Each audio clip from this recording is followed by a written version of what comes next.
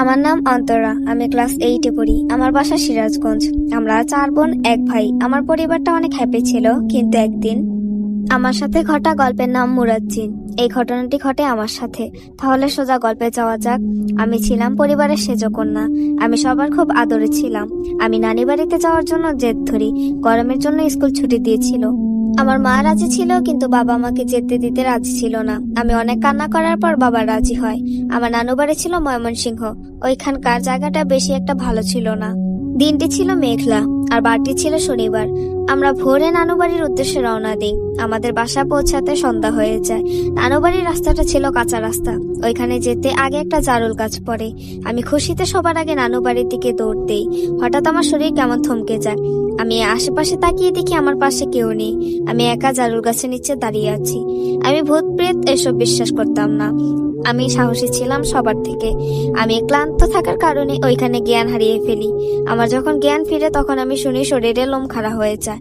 আমার নানু আমাকে বলছে, তুমি পুকুর পাড়ে একা একা কি করছিলে নানু ভাই? আমি ওইখানে বলার মতো ভাষা হারিয়ে ফেলেছিলাম। আমি চোখের ভুল মনে করে এই বিষয়ে বেশি কিছু না ভেবে ফ্রেশ হয়ে খাওয়া দাওয়া করে খালাতো বোনের সাথে ঘুমিয়ে পড়ি। রাতটা ভালোভাবে পার হয়ে গেলেও পরের দিন সকালে শুরু হয়ে গেল আমার জীবনে ভয়ঙ্কর ঘটনা, যে আমি কখনো কল্পনাও করতে পারিনি আমার সাথে এটা হবে। আমার গরমের ছুটি দিয়েছিল 1 সপ্তাহ। এর জন্য আমি নানু বাড়িতে আসি। আর হ্যাঁ, আমাদের এখানে আমার একটা খালাতো বোনও আছে। ওর নাম মৌসি। যাই হোক, এখন আমরা গল্পে চলে যাই। পরের দিন সকালে আমার ঘুম ভাঙে ফজর আজান শুনে। শহরে থাকি, এজন্য অত ভোরে উঠি না, কিন্তু আমার কেন জানি ঘুমটা ভেঙে গেল। এদিকে আশেপাশে কত শিশু বাহিরে, গরমের মধ্যেও বাইরের কি কুয়াশা। আমি আবহাওয়ায় দেখে এত অদ্ভুত হলাম, কারণ আমি আগেও এই গ্রামে এসেছিলাম, কিন্তু কখনো এরকম আবহাওয়া দেখিনি। তারপর আমি জানালার কাছে বসতে দেখি আমার চোখের সামনের দিকে জারুল গাছটা কাছে একটা অবয়ব দাঁড়িয়ে আছে, কালো আবছা করে আমার দিকে তাকিয়ে আছে মায়াবী চোখে। আমি চারিদিকে তাকাতে কেমন যেন আমার চোখটা তার দিকে আটকে যায়। আমি চোখ সরাতে গেলেও পারি না। খারাপ পেছন থেকে আমার খালাতো বোন ডাক দিয়ে উঠলো, বলল, তুমি জানালার কাছে কি করছো?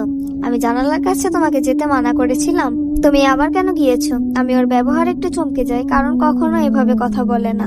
ভাবলাম ঘুম ভালো হয়নি, এর জন্য আমার সাথে রেগে কথা বলছে। তারপর ও আমাকে ওখান থেকে সরিয়ে দিয়ে জানালাটা বন্ধ করে দিল। তারপর আস্তে আস্তে যখন ভোর 6টা হলো, সবাই ঘুম থেকে আস্তে আস্তে উঠে পড়লো। বাইরে পাখির আওয়াজ শোনা যাচ্ছে। আমার চোখে আর ঘুম নেই। আমার মাথায় শুধু ওই রাতের ঘটনা আর সকালের এই কালো ছায়ার কথা মাথায় করছে। এসব ভাবতে ভাবতে 7টা বেজে গেল। আমি বাইরে উঠে গেলাম। দেখি বাড়ির উঠানে সবাই ঘুম থেকে উঠে গেছে। আম্মু, নানি, বাসার সবাই বসে একসাথে আড্ডা দিচ্ছে, বসে বসে সকালে নাস্তা বানাচ্ছে। আমি ওখানে যেতে আম্মু বলল, তুমি উঠে পড়েছো, যাও ফ্রেশ হয়ে আসো, খাবার খাবে। আমি আম্মুর কথায় মাথা নাড়িয়ে হ্যাঁ বলে ওখান থেকে চলে যাই। আমি ফ্রেশ হয়ে বাইরে ওই গাছের দিকে তাকিয়েছিলাম। হঠাৎ আমার পেছনে আমার খালাতো বোন ডাক দিল। আমি চমকে উঠে পেছনে তাকিয়ে দেখি আমার খালাতো বোন কেমন যেন আমার দিকে রাগান্বিত চোখে তাকিয়ে আছে। আমি ওকে দেখে একটু ভয় পেয়ে যাই, ওখান থেকে সরে আসি। ঘুরে এসে আমি আম্মুকে বলি, আম্মু, খিদে পেয়েছে, আমাকে খাবার দাও। আম্মু আমাকে খেতে দিল। খাওয়া শেষ করে আমি বাইরে বসে আছি। হঠাৎ করে পেছন থেকে কে যেন আমার কাঁধে হাত রাখলো। আমি ভয় পেয়ে পেছনে তাকাতেই দেখি আমার খালাতো বোন। আমার খালাতো বোন আমাকে দেখে একটা মিষ্টি হাসি দিল। হাসিটা কেমন যেন রহস্যময় ছিল। আমি কিছু মনে না করে ওর সাথে কিছুক্ষণ গল্প করলাম। গল্প শেষ করে ওর ঘরে ও চলে গেল। আমি একা একা ওই গাছের কাছে দিয়ে হেঁটে গেলাম। ওখানে যেতে হাওয়া আমাকে এক ছটকায় ফেলে দিল। আমি কিছু বুঝে ওঠার আগে আমার শরীরে কি ঠান্ডা বাতাস বয়ে গেল। আমার সামনে আগানোর শক্তিটুকু পাচ্ছিলাম না। আমার শরীরটা মনে হয় কেউ শিকল দিয়ে বেঁধে রেখেছে, এমন মনে হলো। হঠাৎ করে আমার সামনে এসে সেই অবয়বটি দাঁড়ালো। সে আমার চারপাশে গোল গোল করে ঘুরতে লাগলো। কিছুক্ষণ পরেই আমার চুলগুলো থমকা হাওয়াতে উঠতে লাগলো। আমি বললাম, আপনি কে আর কি চান আমার কাছে? সে বলে, আমি মুরাজ্জিন, আমি তোমাকে ছোটবেলা থেকে পছন্দ করি, আর আমি তোমাকে কারো হতে দেব না। এ কথাটা বলে সে ওখান থেকে চলে যায়। সে চলে যাওয়ার পর সবকিছু নর্মাল হতে থাকে। তখন আমি এক দৌড়ে নানু বাসায় চলে যাই। গিয়ে আমি ভাবতে থাকি এসব ঘটনা নিয়ে। আমি অনেক কান্না করি। আমার আম্মুকে গিয়ে আমি সব ঘটনা খুলে বলি। আম্মু এসব শুনে অনেক চিন্তায় পড়ে যায়। তখন আমার আম্মু একটি ভালো কবিরাজকে আমার নানু বাড়িতে আসতে বলে। এই কবিরাজ এসে আমাকে দেখে প্রথম ভালোভাবে দেখলো। আমাকে দেখে বলল, একে বাঁচানো খুব মুশকিল।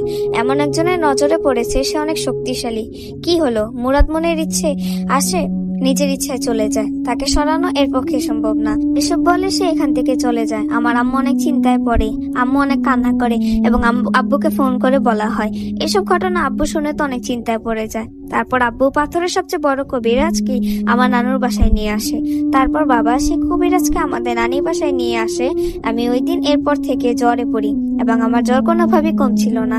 বাসার সবাই অনেক চিন্তায় পড়ে যায় আমার জন্য। দেখতে দেখতে প্রায় 8 থেকে 9 দিন কেটে যায়, কিন্তু আমার শরীরের অবস্থা কোনোভাবেই ঠিক হচ্ছিল না।